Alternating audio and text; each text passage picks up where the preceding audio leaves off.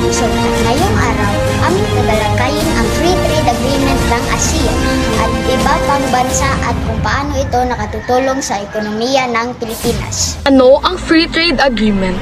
Ang Free Trade Agreement o FTA ay isang kasunduan sa pagitan ng bansa upang babain o alisin ang taripa at iba pang balikin ng kalakalan. Sa kaso ng ASEAN, ito ay nagpapalakas ng kalakalan sa relihiyon kasama ang mga partner ng bansa tulad ng Japan, China at South Korea. Magandang araw po sa inyo lahat. Ako pala si Jeremy Biberdio at ako pa rin ang editor sa aming grupo ng balitaan. At ito pa lang ang balitaan namin. Dahil sa FTA, mas maraming produktong Pilipino ang maaaring ma-export ng walang mataas na buwis. Mas marami ring murang produkto ang maaaring makapasok sa bansa na makakatulong sa mga mamimili. Magandang hapon po sa iyong lahat. Ako nga pala si Chelsea Sibagto at ito po ang aking report.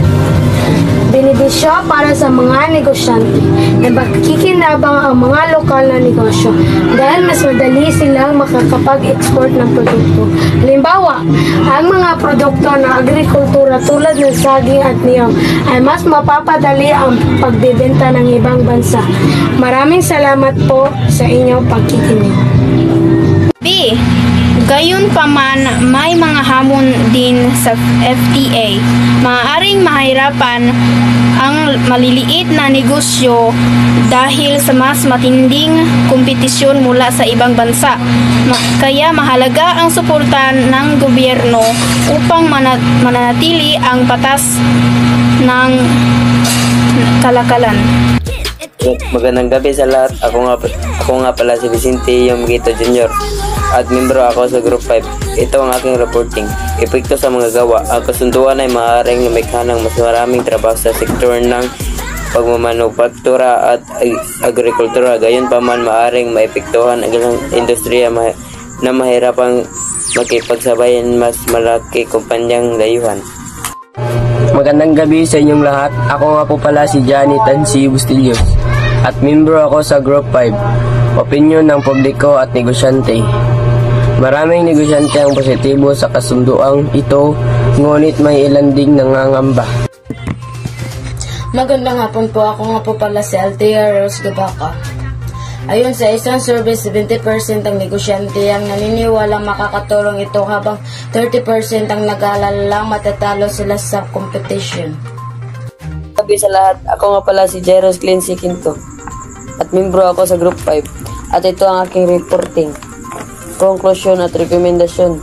Sa pangkalatan, ang Free Trade Agreement ay may malalaking benepisyo, ngunit may kaakibat din itong hamon. Mahalaga ang tamang pulisya at suporta ng gobyerno upang masiguro na lahat ng sektor ay malakikinabang.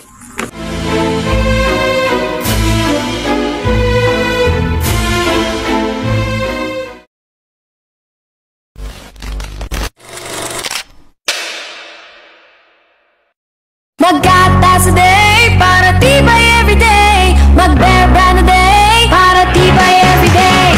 Lunes hanggang Linggo, gratis iniinom ko. Iron, zinc at vitamin C, araw-araw matibay ako. Masigla akong pumasok, laging handang tumulong. Malakas ang loob, araw-araw matibay ako. Maggatas a day para tibay everyday. Mag-Bear Brand powdered milk drink every day. Nestle, good food, good life.